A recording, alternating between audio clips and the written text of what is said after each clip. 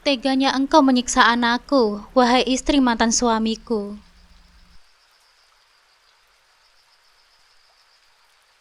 Assalamualaikum sahabat Bunda.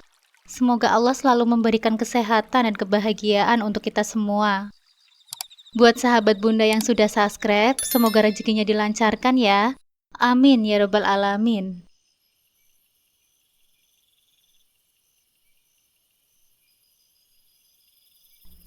Namaku Eni, seorang wanita yang dulu merasakan kebahagiaan yang luar biasa dalam hidup. Pernikahanku dengan Mas Taufik adalah momen terindah yang tak pernah kubayangkan akan terjadi. Dari awal, Mas Taufik adalah sosok yang lembut, penuh perhatian, dan seolah tahu bagaimana caranya membuatku merasa dicintai sepenuh hati. Kami menikah dengan harapan akan menjalani kehidupan rumah tangga yang harmonis dan bahagia. Saat itu, dunia terasa penuh dengan janji-janji indah tentang masa depan. Kebahagiaan itu semakin lengkap saat kami dikaruniai seorang anak laki-laki yang begitu tampan dan sehat. Kami beri nama Farel. Saat Farel lahir, hidupku terasa seperti sebuah mimpi yang menjadi nyata. Bayi kecil itu menjadi pusat hidupku, membawa cahaya baru dalam kehidupanku sebagai seorang ibu. Aku ingat bagaimana pertama kali aku menatap matanya. Matanya yang bulat dan penuh ketenangan, seolah-olah berkata bahwa aku adalah pelindungnya. Seseorang yang akan selalu ada di sisinya, mengajarinya tentang cinta dan hidup.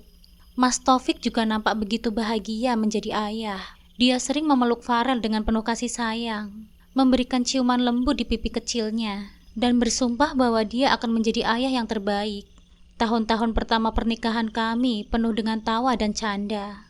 Aku menjalani peran baruku sebagai seorang ibu dengan sepenuh hati. Sementara Mas Taufik sibuk bekerja untuk menghidupi keluarga kecil kami. Hari-hariku terasa penuh dengan kebahagiaan sederhana. Menyiapkan makanan untuk suamiku, mendengarkan tawa kecil Farel, dan menjalani kehidupan rumah tangga yang kami impikan sejak awal. Kami sering berjalan-jalan ke taman bersama Farel, menikmati waktu luang di akhir pekan dengan tertawa bersama, dan berbincang tentang masa depan. Aku selalu berpikir bahwa kami akan selalu seperti ini, bersama, bahagia, dan saling mendukung. Namun di balik semua itu, ada awan gelap yang perlahan menggantung di atas kehidupan rumah tangga kami. Orang tua Mas Taufik, terutama ibunya, mulai sering mencampuri urusan rumah tangga kami. Awalnya aku berusaha memahaminya. Aku tahu mereka hanya ingin yang terbaik untuk anak mereka. Tapi seiring waktu, campur tangan mereka semakin mengganggu. Ibunya khususnya sering mempersoalkan caraku mengurus rumah tangga dan merawat Farel. Setiap kali mereka datang berkunjung, ada saja yang dianggap salah. Entah makanannya tidak cukup lezat, rumah tidak cukup bersih, atau aku terlalu memanjakan Farel. Kritikan-kritikan kecil itu perlahan-lahan mengerus kepercayaan diriku. Mas Taufik yang dulu selalu memihakku, mulai terlihat goyah. Dia tak lagi membelaku saat ibunya mengkritik atau menegurku. Aku mencoba berbicara dengannya, berharap dia akan mengerti bahwa yang aku butuhkan hanyalah dukungannya. Tapi seringkali dia hanya diam atau bahkan lebih buruk lagi, seakan menyalahkanku karena tidak bisa mengerti keluarganya.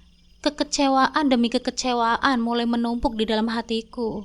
Puncak dari semua itu terjadi ketika ayahku jatuh sakit. Aku sebagai anak perempuan satu-satunya merasa memiliki kewajiban untuk merawatnya. Selama beberapa minggu, aku sering menghabiskan waktu di rumah orang tuaku untuk memastikan ayahku mendapatkan perawatan yang layak.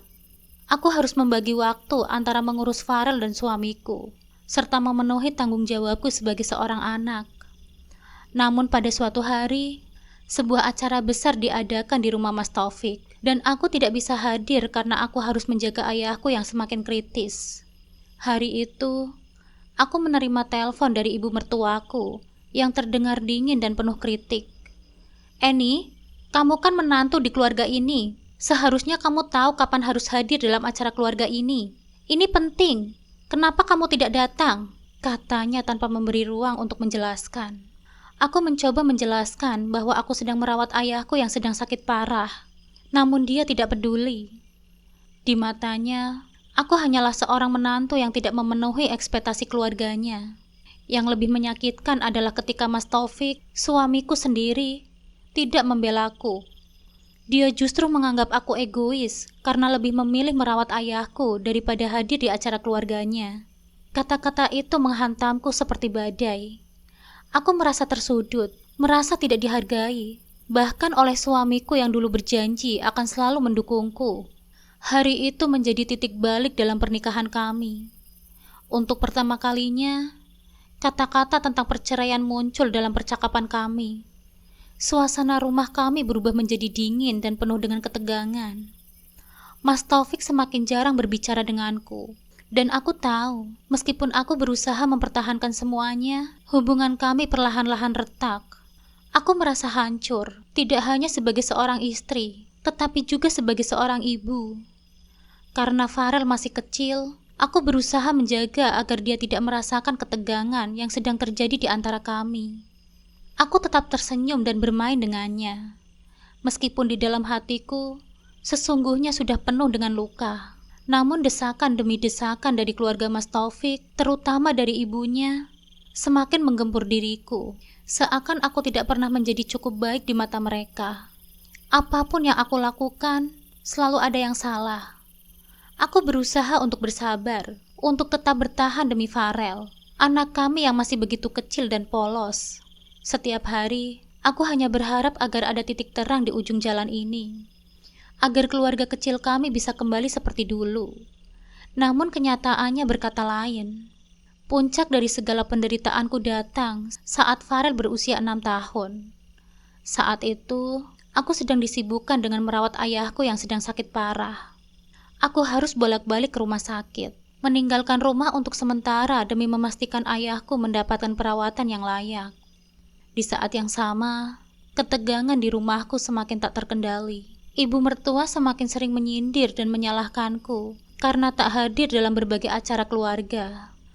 Apa kamu lupa kalau kamu adalah bagian dari keluarga ini, Annie? Bagaimana bisa kamu bisa memilih ayahmu daripada tanggung jawabmu di sini? Kalimatnya menusuk seperti belati tajam yang merobek hatiku. Mas Taufik suamiku, yang seharusnya mendukungku, justru berdiri di sisi mereka. Dia tidak membelaku, bahkan ikut menyalahkanku, karena aku lebih fokus pada ayahku daripada keluarganya. Kamu terlalu sibuk dengan keluargamu sendiri, Annie. Kamu lupa kalau kamu punya tanggung jawab di sini juga. Keluarga kita juga butuh kamu, Annie, katanya dengan dingin. Seolah-olah aku tidak lagi menjadi bagian penting dalam hidupnya. Aku mencoba menjelaskan, mencoba membuatnya mengerti bahwa aku tidak punya pilihan lain. Ayahku sudah semakin lemah, dan aku adalah satu-satunya yang bisa merawatnya. Namun kata-kataku seakan tak berarti apa-apa. Mas Taufik sudah terpengaruh oleh keluarganya, terutama oleh ibunya, yang sejak awal tidak pernah menyukai kehadiranku. Hari itu, pertengkaran besar tak terhindarkan. Kami saling berdebat, mengungkit semua kesalahan yang pernah terjadi. Aku merasa lelah berjuang sendirian, lelah melawan tuduhan yang tidak pernah ada habisnya. Dalam kemarahan, Mas Taufik mengucapkan kata-kata yang menghancurkan seluruh duniaku. Mungkin memang sudah waktunya kita berpisah, Annie. Kita tidak bisa seperti ini terus. Perceraian. Kata-kata itu keluar dari mulutnya begitu mudah. Seolah-olah dia sudah lama memikirkannya. Seolah-olah semua yang pernah kami bangun bersama tidak lagi berarti apa-apa baginya. Aku hanya bisa terdiam. Tubuhku terasa lunglai, seakan semua kenangan telah terkuras habis. Tidak pernah terlintas dalam pikiranku bahwa pernikahan kami akan berakhir seperti ini.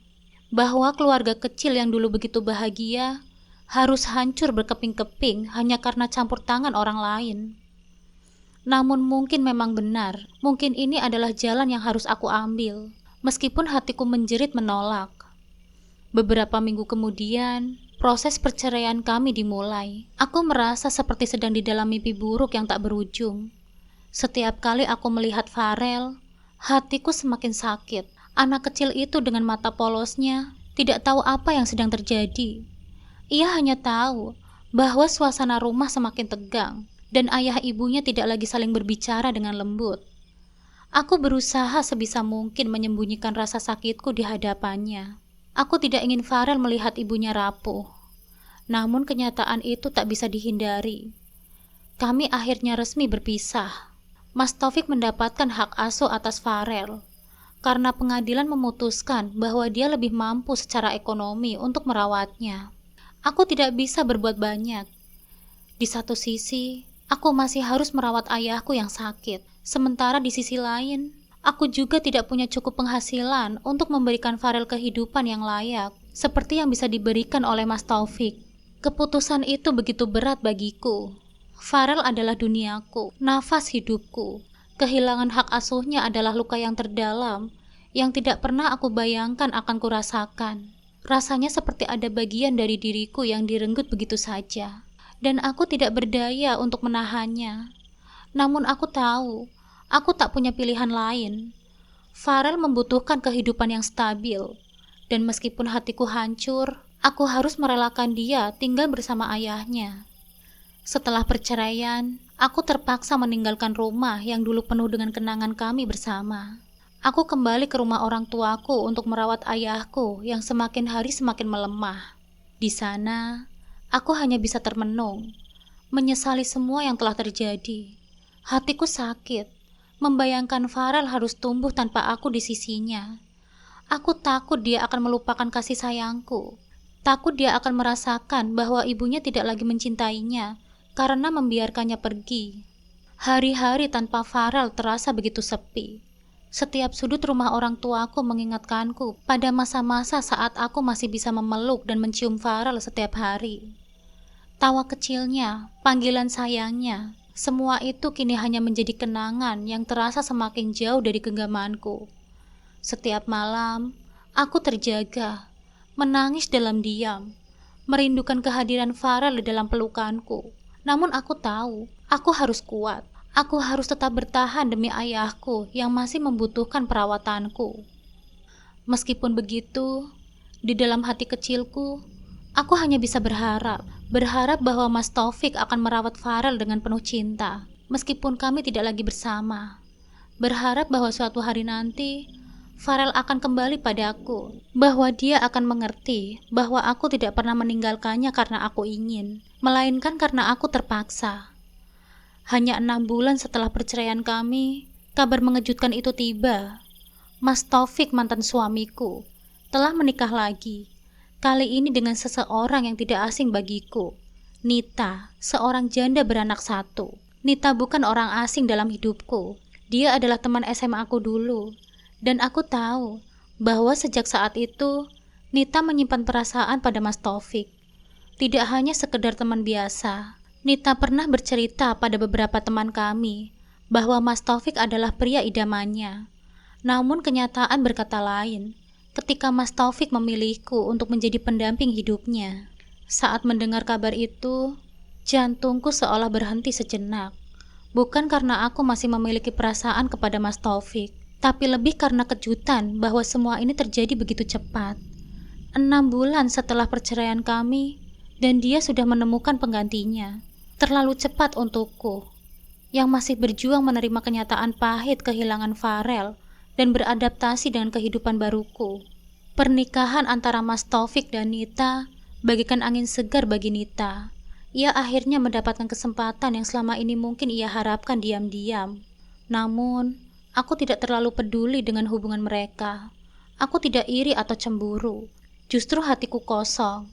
Seolah aku sudah terlalu lelah untuk merasakan apapun setelah semua drama yang menimpaku. Tapi di balik ketidakpedulianku pada pernikahan mereka, ada satu hal yang terus menghantui pikiranku, Farel. Farel adalah satu-satunya yang selalu menjadi perhatianku sejak perceraian kami. Aku tidak tahu bagaimana kehidupan barunya setelah pernikahan Mas Taufik dengan Nita. Apakah Farel akan bahagia? Apakah Nita bisa menerima dan menyayangi Farel seperti anak kandungnya sendiri? Atau apakah Farel akan merasa diabaikan di tengah kehadiran anak Nita? Pikiran-pikiran itu terus berputar tak henti-hentinya di dalam kepalaku, membuatku sulit untuk tidur setiap malam. Aku tahu Nita. Dulu di masa SMA, dia bukan orang yang jahat. Namun aku juga tahu bahwa dia tipe orang yang tidak mudah menerima sesuatu yang bukan miliknya. Farel anakku yang masih kecil dan lugu adalah satu-satunya hal yang membuatku bertahan di tengah badai perceraian ini. Jika dia terluka atau merasa tidak disayangi di rumah barunya, aku tidak akan pernah memaafkan diriku sendiri. Aku ingat pada suatu malam ketika aku sedang merapikan barang-barang ayahku di rumah, teleponku berdering. Itu adalah pesan dari salah satu teman lamaku yang dulu juga mengenal Nita. "Eni, kamu sudah mendengar kabar Taufik dan Nita menikah kan?" Pesan singkat itu muncul di layar. Aku memandangi layar ponselku sejenak, kemudian membalas dengan dingin. "Iya, aku sudah dengar." Pesan balasan datang dengan cepat. "Aku kaget banget, Eni. Mereka cepat sekali ya. Apalagi Nita kan janda dengan satu anak. Aku nggak bisa bayangin gimana Farel nanti." Aku tertegun. Pertanyaan yang sama telah menghantui pikiranku selama beberapa hari terakhir. Bagaimana Farel menghadapi semua ini? Ia baru saja kehilangan ibunya dalam perceraian. Dan sekarang, ia harus beradaptasi dengan kehadiran ibu tiri dan saudara tiri di usianya yang masih begitu kecil. Beberapa hari setelah kabar pernikahan itu, aku memberanikan diri untuk menelpon Mas Taufik. Aku tak ingin berurusan dengan masalah pribadi mereka. Aku hanya ingin tahu kondisi Farel. Saat dering telepon akhirnya diangkat, suara Mas Taufik terdengar di ujung sana. Suara yang dulu pernah begitu akrab bagiku, kini terasa jauh dan asing. "Assalamualaikum, Mas," sapaku dengan tenang, meski hatiku berdebar. "Waalaikumsalam, Eni," jawabnya dengan nada datar. Aku menarik nafas dalam-dalam sebelum melanjutkan. "Aku dengar kabar pernikahanmu dengan Nita. Selamat ya, Mas. Aku nggak mau ikut campur. Tapi aku ingin tahu bagaimana Farel." Ada jeda sejenak. Lalu Mas Taufik menjawab, "Farel baik-baik saja di sini, Eni. Dia suka main sama anaknya Nita. Kamu jangan khawatir." Jawaban itu seharusnya cukup membuatku lega. Namun ada sesuatu dalam nada bicaranya yang membuatku meragukannya. Aku mencoba menahan diriku untuk tidak menanyakan lebih lanjut. Tapi rasa cemas itu tidak bisa kutahan. "Mas, aku tahu kamu sayang sama Farel. Tapi tolong pastikan dia nggak merasa diabaikan. Aku cuma khawatir sama dia. Nita kan bukan ibunya," kataku pelan, berharap Mas Taufik mengerti kekhawatiranku. Dia menghela nafas panjang, dan jawabannya datang sedikit lebih lembut. "Aku tahu, Eni. Aku nggak akan pernah abaikan Farel. Dia adalah anak kita. Nita juga tahu itu." Aku menutup telepon dengan perasaan campur aduk. Kata-katanya memang menenangkan, tapi insting seorang ibu berkata lain. Ada sesuatu yang mengganggu, sebuah perasaan bahwa Farel mungkin tidak akan mendapatkan perhatian yang seharusnya. Beberapa minggu setelah itu, kabar tentang Nita dan keluarganya terus muncul dalam berbagai sumber. Teman-teman lama, tetangga, semua membicarakan tentang pernikahan Mas Taufik yang nampak sempurna di luar. Aku hanya bisa mendengar tanpa banyak berkomentar. Namun jauh di dalam hatiku, rasa khawatirku semakin besar. Aku tahu bahwa kehidupan nyata tidak seindah yang terlihat dari luar. Dan aku takut Farel mungkin menjadi korban dalam kisah ini. Aku hanya bisa berdoa. Berdoa agar Farel selalu mendapatkan kasih sayang dan perhatian yang dia butuhkan. Meski aku tidak lagi berada di sisinya setiap hari. Aku tahu sebagai ibunya, aku tidak akan pernah berhenti mencintai dan melindunginya, meskipun dari kejauhan. Ternyata kekhawatiranku bukan tanpa alasan. Farel anakku mulai sering mengeluh saat kami berbicara melalui telepon. Awalnya, keluhannya terdengar seperti hal kecil, tentang bagaimana Nita selalu memarahi dia, atau bagaimana dia merasa tidak diperlakukan seperti anak kandung. Namun semakin lama, ceritanya semakin membuatku khawatir. Farel menceritakan bahwa Nita sering memfitnahnya di depan Mas Taufik, mengatakan bahwa Farel sering membuat ulah, bertengkar dengan anak Nita, atau merusak barang-barang di rumah. Hatiku terasa hancur mendengar semua itu. "Bu, Mama Nita marah lagi hari ini. Aku nggak tahu kenapa, padahal aku nggak bikin masalah, Bu," kata Farel dengan suara kecil saat aku menelponnya suatu malam. "Kenapa dia marah, sayang?" tanyaku, berusaha tetap tenang. "Katanya aku berantem sama anaknya, padahal Aku cuma mau main bola di halaman. Tapi tiba-tiba dia bilang aku nakal dan gak sopan, jawab Farel. Aku menahan nafas, berusaha untuk tidak langsung bereaksi emosional. Ayah tahu ini nggak, Nak? Apa kamu sudah cerita ke ayah? Farel terdiam sejenak, lalu berkata, Ayah tahu, Bu. Tapi ayah bilang aku harus sabar dan mengalah. Katanya Mama Nita lagi pusing karena banyak masalah. Saat itu, aku hanya bisa menarik nafas panjang. Aku tahu Mas Taufik masih menyayangi Farel, dan mungkin dia berusaha menjadi ayah yang adil. Tapi jelas, ada ketegangan di rumah itu. Farel yang dulu selalu ceria, kini lebih sering banyak murung. Masalah ini mulai menghancurkan hatiku. Sebagai seorang ibu, aku merasa tak berdaya.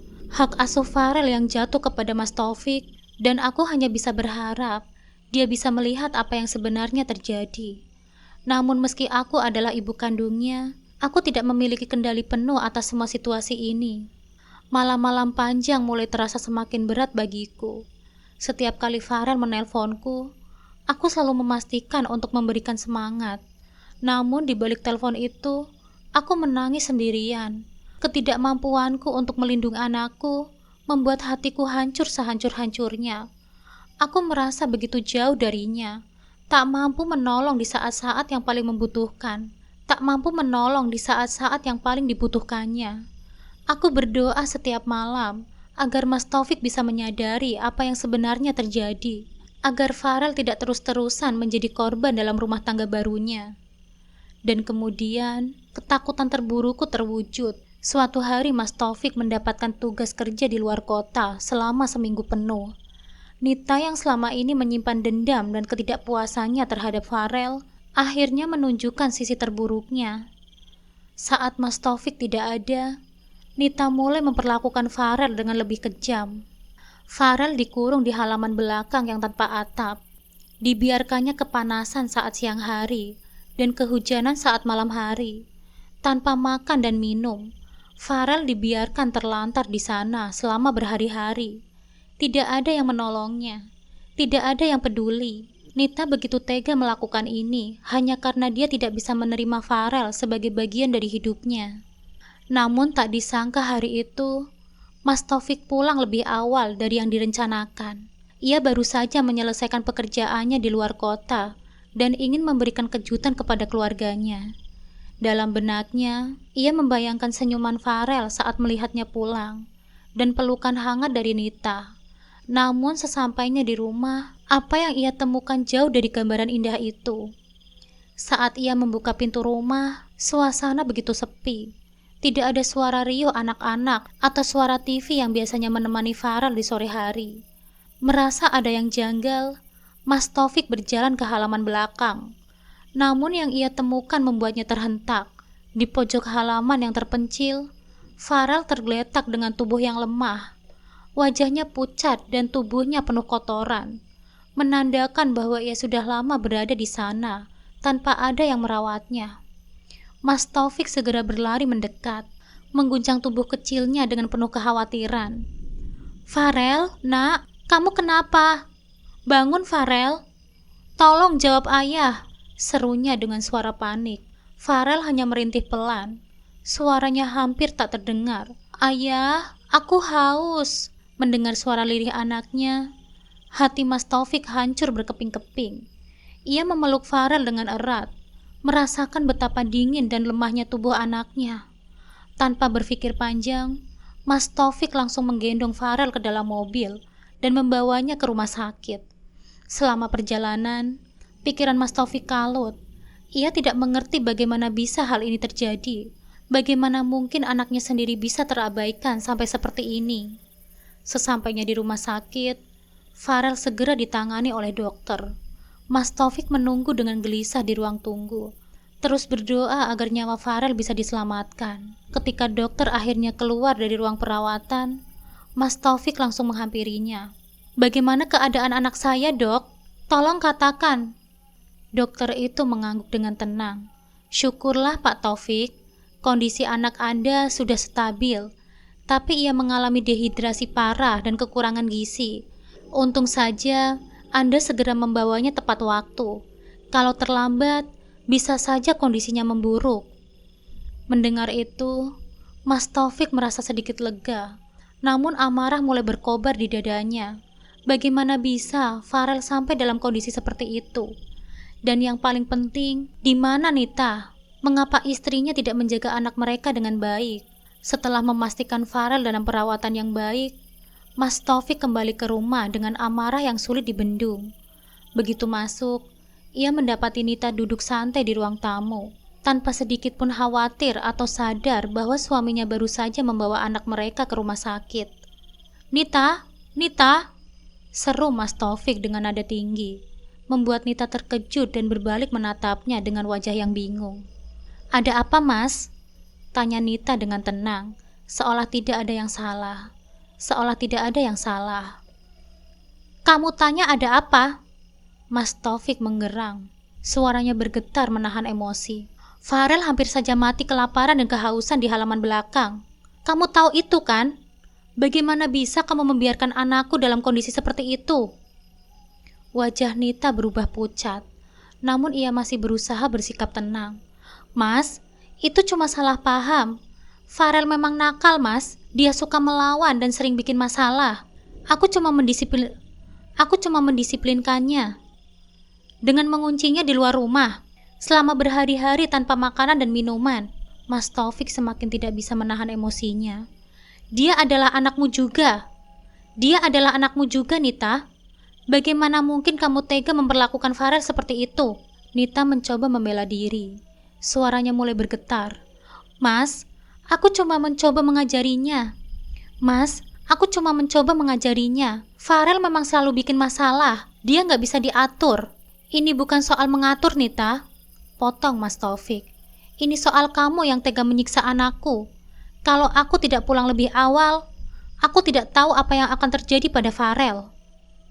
Nita terdiam, tak mampu lagi memberikan alasan. Ia tahu bahwa dirinya sudah terjebak dalam perbuatannya sendiri. Tidak ada lagi yang bisa ia katakan untuk membenarkan tindakan kejamnya. Mas Taufik merasa dunia seolah runtuh. Ia tak pernah membayangkan bahwa Nita, perempuan yang ia nikahi dengan harapan bisa menjadi ibu pengganti yang baik untuk Farel, ternyata begitu kejam. Dalam sekejap, pernikahan yang seharusnya menjadi solusi atas kehidupan barunya, kini berubah menjadi sumber malapetaka. Setelah menenangkan dirinya sedikit, Mas Taufik duduk di sofa, memandang Nita dengan tatapan kecewa. "Aku tidak bisa lagi percaya padamu, Nita. Kamu tidak hanya menghancurkan kepercayaan Farel, tetapi juga kepercayaanku. Aku tidak tahu harus bagaimana lagi." Nita terdiam, wajahnya tak mampu menyembunyikan rasa takut dan penyesalannya. Namun semua itu sudah terlambat. Mas Taufik tahu bahwa ia harus mengambil keputusan penting untuk masa depan Farel. Tidak ada lagi yang lebih penting baginya sekarang, melainkan keselamatan dan kebahagiaan anaknya. Ia harus membuat keputusan yang tidak hanya akan mengubah hidupnya, tetapi juga hidup Farel. Dan keputusan itu mulai terbentuk di benaknya. Keputusan yang tak akan mudah, namun harus ia ambil demi kebaikan anaknya. "Nita, mulai hari ini, aku akan menceraikanmu," sembari keluar pergi ke rumah sakit lagi. Perceraian antara Mas Taufik dan Nita berjalan cepat, seperti lembaran yang harus segera ditutup. Namun kisah kami belum benar-benar usai. Mas Taufik penuh dengan penyesalan datang menghampiriku beberapa hari setelah keputusan pengadilan. Matanya yang dulu penuh dengan kebanggaan, kini dipenuhi kesedihan yang mendalam. "Aku minta maaf, Eni," ucapnya dengan suara berat. "Aku telah membuat banyak kesalahan, terutama karena terlalu mendengarkan orang lain dan tidak mempercayai instingmu sebagai seorang istri. Ibu." Aku hanya bisa menatapnya diam. Kata-katanya memang menunjukkan penyesalan, tetapi luka di hatiku belum sembuh. "Iya, Mas, tapi Farel, bagaimana keadaannya, Mas?" tanyaku. Suaraku bergetar saat menyebut nama anak kami. Mas Taufik menghela nafas. "Dia sudah mulai sadar, namun dia terus memanggilmu, ingin bertemu denganmu." Rasa lega dan sedih bercampur aduk dalam dadaku. Tanpa pikir panjang, aku bergegas menuju rumah sakit. Setibanya di sana, Kulihat Farel berbaring lemah di ranjang. Tubuhnya masih terlihat kurus akibat penderitaan yang ia alami. Saat matanya sayu bertemu dengan pandanganku, air mata langsung mengalir dari kedua pipinya. "Ibu," suara lirih Farel memecahkan keheningan ruangan. "Aku ingin tinggal sama ibu lagi. Jangan tinggalkan aku ya, Bu." Hatiku luluh. Aku duduk di tepi ranjangnya dan memeluknya dengan erat. Air mataku tak bisa lagi kutahan. "Ibu gak akan meninggalkan kamu lagi kok, Farel. Kamu akan selalu bersama ibu." Farel terisak dalam pelukanku. Dan untuk pertama kalinya, sejak perceraian kami, aku merasa bahwa segalanya akan baik-baik saja. Bahwa Farel akhirnya kembali ke tempat yang seharusnya bersamaku. Namun kebahagiaan itu diiringi dengan dilema besar yang harus aku hadapi. Setelah permintaan maafnya, Mas Taufik datang padaku dengan harapan besar. Ia bukan hanya menyesali perbuatannya, tetapi juga menawarkan hal yang tidak pernah aku duga. "Eni, aku sadar aku telah membuat banyak kesalahan," katanya. "Dan aku tahu bahwa keluarga kita hancur karena keputusan-keputusan bodoh yang aku buat. Aku ingin kita mencoba lagi. Aku ingin kita mencoba lagi. Demi anak kita, Farel." Aku terdiam. Tawaran untuk kembali bersama adalah sesuatu yang tak pernah terlintas di pikiranku. Luka di hatiku masih segar, terutama setelah apa yang dilakukan oleh Nita kepada Farel. Rasa sakit dan pengkhianatan yang pernah aku rasakan begitu mendalam. Bagaimana mungkin aku bisa memaafkan begitu saja?